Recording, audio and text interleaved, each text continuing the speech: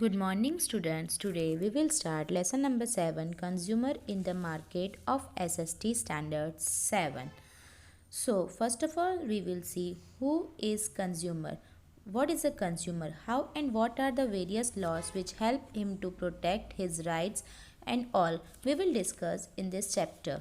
So, let us start with the chapter. Basically, consumer is a person, the one who buys the product. ग्राहक हम कहते हैं ना, उसे कंज्यूमर कहते हैं. That is we are the persons who go to the shop to purchase something. Therefore, we are the consumers. जो sellers हैं वो ये सब प्रोडक्ट्स क्यों प्रोड्यूस करते हैं, क्यों सेल आउट करते हैं, ताकि वो हमको बेचे और हम उसको खरीद के हमारी जो ज़रूरत है, हमारी जो नीड्स है उसको हम फुलफ़िल कर सके. So consumers are we the normal people, the one who buys the products from the seller market. Here doesn't mean only the vegetable market. Market is a place where the sellers and the buyers meet. जिसको बेचना है, जिसको ख़रीदना है, ये दोनों जहाँ पे मिलते हैं उस प्लेस को हम मार्केट कह सकते हैं. That doesn't mean that you just have to go to some vegetable market then only you will be considered as consumer. No way. Market is broad terms, means anywhere where the selling and purchasing goods. Here now I will show you a table. You have to make a list of the different things available in your house and fill the table accordingly. आपको ये list बनाना है. Any 4 things you have to mention here. See, I am giving you one example. First, toothpaste. So where it is produced, in farm or factory? So it is produced in factory. Then where did you buy this from? Why? We will buy it from grocery shop and from medical store also. It is available for what purpose? We buy it to clean our teeth. In the same way, another name of the thing is chair and table.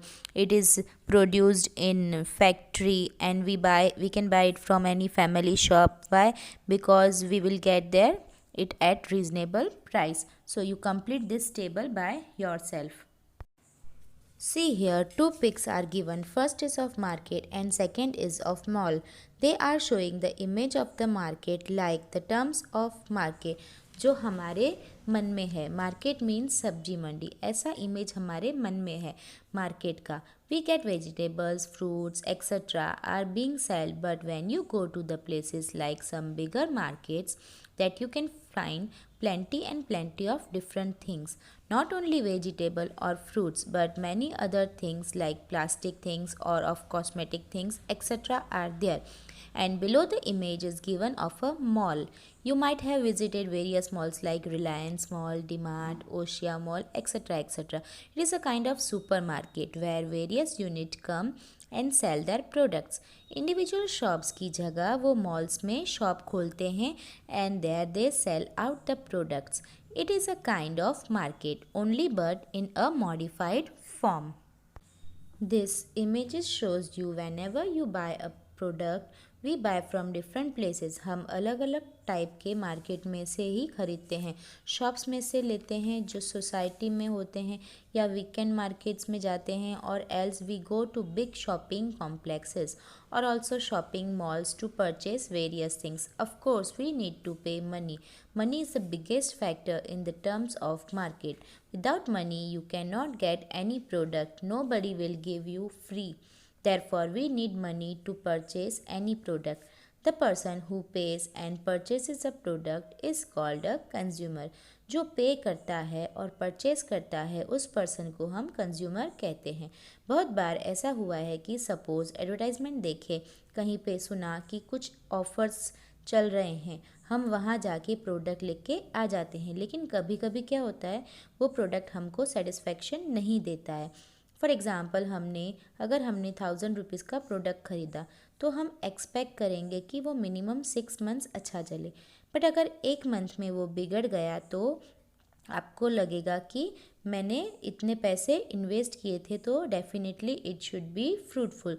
So that is the thing. जो seller होता है they should make sure that whatever products they are selling it should satisfy the consumers need and it should be like कि उसने उतना invest किया पैसा तो उसको उतना रिटर्न मिले. Invariably, it is observed that in spite of spending money, consumers are not satisfied with the product they purchase or don't get their money's worth from the market. जितना उनको उसमें से फ्रूटफुलनेस मिलना चाहिए वो उनको नहीं मिलता। वो प्रोडक्ट की वैल्यू जो एक्चुअल में उनको मिलनी चाहिए वो नहीं मिलती है। कई बार ऐसा होता है कि लोगों के साथ मतलब उन लोगों ने ऑफ़र्स देखे और बुक कर देते हैं, यहाँ वहाँ जाकर परचेज़ कर देते हैं एंड घर आके जब खोल के देखते हैं तो वर्कआउट करके देखते हैं तो वो चीज़ में कुछ डिफेक्ट निकल जाता है। उससे पहले तो हम लोगों ने 25,000 या 10,000 उसमें डाल दिए तो वो उनका लॉस में जाता है, because it should work for a longer time then only it is fruitful. अभी आप कुछ भी काम करते हैं मेक श्योर करते हो कि वो काम से आपको कोई फ़ायदा हो। जब तक आपको उसमें से कोई प्रॉफिट नहीं हो तो क्या आप अपना टाइम वेस्ट करोगे? बिल्कुल भी नहीं। Nobody will do that. Therefore वैसे ही अगर आप 1 रुपया 2 रुपया 20 रुपया 20,000 रुपये डाल रहे हो, you want that result from that, then only you will invest in that. That is what even they are saying. So the sellers also should make sure that the consumer should get proper benefit from the product in which they are putting their money. For this, the government also has put up various symbols as well as marks on the products which will assure that the quality is maintained. Means हमको अच्छी quality के product मिलने चाहिए, तो government ने एक एक product के लिए सिंबल्स और अलग अलग मार्क्स डिसाइड किया है। अगर वो प्रोडक्ट ये सिंबल को सर्टिफाई करता है मीन्स वो प्रोडक्ट वैलिड है, अच्छा है।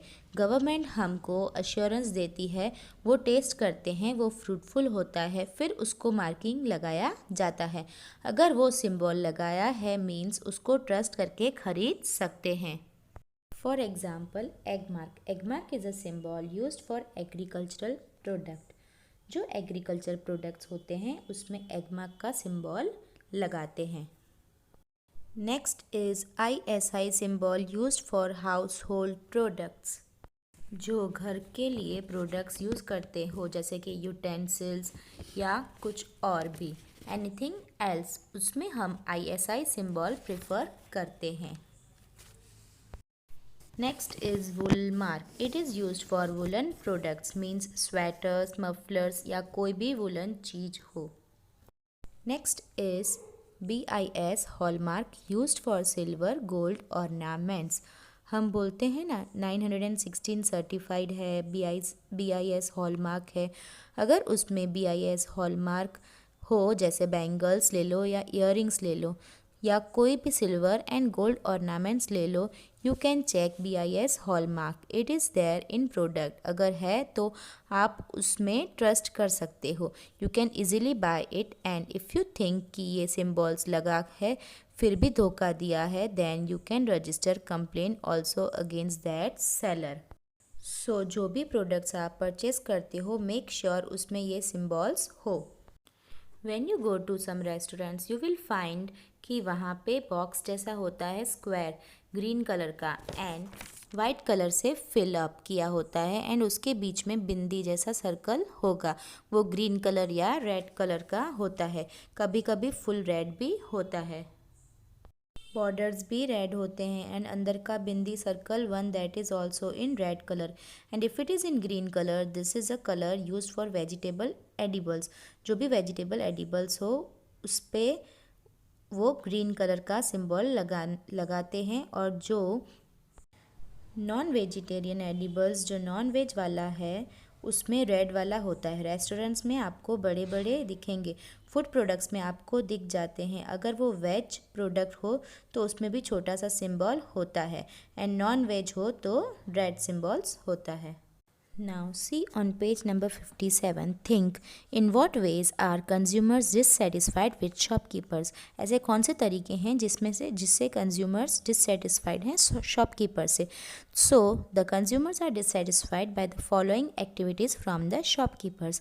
First is use of false weights and measures. Shopkeepers false weights और मेजर्स यूज़ करते हैं, उसकी वजह से कंज्यूमर्स डिससेटिस्फाइड होते हैं।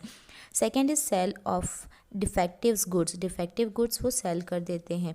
Third is charging more than maximum retail prices, maximum जो रिटेल प्राइजेस होती है उससे भी ज़्यादा चार्जेस लगा के वो सेल करते हैं, तो इसकी वजह से भी कंज्यूमर्स डिससेटिस्फाइड होते हैं।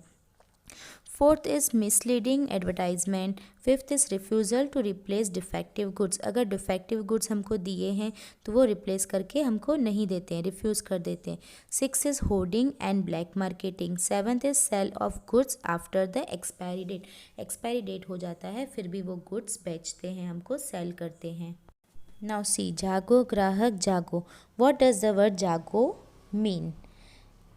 तो इन द स्लोगन जागो ग्राहक जागो, द वर्ड जागो means it is a wake up call to the consumers, consumers को वेकअप कॉल दे रहे हैं कि wake up consumers wake up.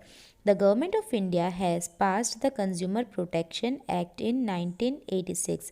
This act has given a number of rights as well as the duties of the consumer. They should be aware of their rights as well as their duties. The nationwide movement of the consumers will ensure fair trade and stop unfair trade practices. Now see next, what are your responsibilities as a consumer? आपकी consumer के जैसे क्या responsibilities है? तो हमारी क्या responsibilities है? First is before purchasing any goods और services we should check price, quality, after sale service, warranty और गारंटी कार्ड। हमको गुड परचेज करने से पहले उसकी प्राइस, क्वालिटी और सब सर्विसेज, वारंटी, गारंटी सब चेक कर देना चाहिए। We should always purchase goods with Agmark और ISI मार्क और एग मार्क वाले गुड्स ही हमको ख़रीदने चाहिए। We should get the bill for the goods purchased, जो भी हमने सर्विसेज या गुड्स परचेज किए हैं उसका बिल हमको लेना चाहिए। If not satisfied with the goods और services we should launch a complain, अगर हम वो गुड्स और सर्विसेज से सेटिस्फाइड नहीं हैं तो हमको उसकी कंप्लेन करनी चाहिए। For this we should take help of the consumer protection forum. While purchasing food items and medicines, we should check the MRP. हमको फूड आइटम्स या मेडिसिन्स खरीदते हैं तो उसकी MRP चेक करनी चाहिए, उसका नेट वेट चेक करना चाहिए, उसकी एक्सपायरी डेट चेक करनी चाहिए, नेम और एड्रेस ऑफ द मैन्युफैक्चरर भी हमको उसका देखना चाहिए। We should not fall prey to the misleading advertisements. We should insist on the weighment by standard weighing measures. Here an image is given of Jago Grahak Jago. Consumers, be aware of your rights. And here there are given 2 points. First, if not satisfied with the goods or services of a packaged commodity, approach consumer care cell, the details of which are given on the package. जो package में details दिया होता है कि contact the server, उसमें contact करके कुछ भी इंफॉर्मेशंस फर्दर आउट करना है कर सकते हैं। Then second, it is your right to know the gross weight of the packaged commodity and demand a printed receipt free of cost from the retailer dealing in packaged commodities. Bill मांगना बहुत ही ज़रूरी है। So whenever you are purchasing any product, you have the right to ask for the receipt which is free of cost. You don't have to pay a single penny for it. So make sure that these are the things that you follow up. Now here it is given the consumer's rights. Some of the rights.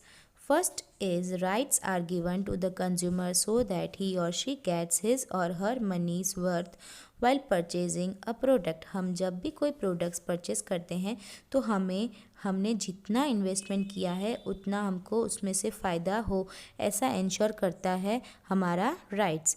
Second is right to get information about goods, to choose and complain if not satisfied with the purchased product. We have the right, we are the consumer, we all have the right to ask the information related to the product. ये product कहाँ से purchase किया है, ये product कितने का है, कब तक लाए थे, ये सब इंफॉर्मेशन हम उनसे पूछ सकते हैं, सेलर से पूछ सकते हैं, और जो प्रोडक्ट पे नंबर दिया है उस पर भी हम पूछ सकते हैं। You have the right to get information in case, अगर आपको लग रहा है कि आपने इतना इन्वेस्ट किया एंड उसमें से इतना इनकम नहीं आया था, इतना आपको प्रॉफिट नहीं हुआ था, उसमें जो गारंटी थी वो फ्रूटफुल नहीं हुआ, और else it affected you, then you can definitely call up and get the information related to the product and you can also report in the consumer self. Next is right to demand for the bill of the goods purchased. As I told you, you can demand the bill for the purchased product and they have the right to give you the bill. They cannot say that they will not provide the bill. जो भी product लो उसमें bill मांगना ज़रूरी है. A part of the bill amount goes to the government which is known as tax. Bill का कुछ amount government को मिलता है, उसको हम टैक्स कहते हैं. The government uses this money for our welfare, और ये मनी गवर्नमेंट हमारे वेलफेयर के लिए यूज़ करता है. The consumer has the right to complain about a product if he और she is dissatisfied with it. और कंज्यूमर है वो कंप्लेन कर सकते हैं प्रोडक्ट के लिए अगर वो सेटिस्फाइड नहीं हो तो. अब next is in October 2005 the Indian government passed a law known as RTI. 2005 अक्टूबर में इंडियन गवर्नमेंट ने एक लॉ बनाया था जिसको RTI बोला जाता है, right to information. It gives the right to know about the functioning of various departments in the government office. और वो राइट हमको राइट देता है कि हम फंक्शंस जो वेरियस डिपार्टमेंट्स है गवर्नमेंट ऑफिस के उसके फंक्शन के बारे में जान सके. Here is a case study story which is given to you.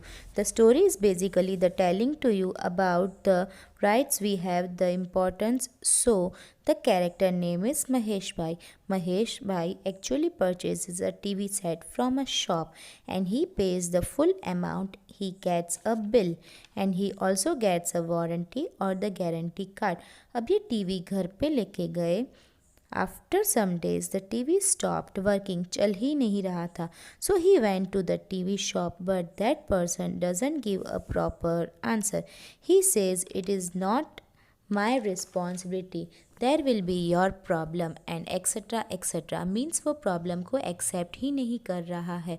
Mahesh भाई काफ़ी डिससेटिस्फाइड होते हैं. So now he decides to seek help from the consumer protection office which is in his district. He asked them that under consumer protection office that what can be done for this because I had purchased a TV and I got breached of that. Can you please suggest something? So the person at the office guided him to file a case against the shopkeeper and take registration form from the court. So he goes to the court office, carries a registration forms, he fills it up, he registered the case and now he argues in the court. Judge is actually looking of all the documents. After checking the documents, he gives the assurance that the shopkeeper must give a new TV set to the consumer within a period of 1 week. So this was how the whole case was solved. So this is all about the chapter consumer in the market.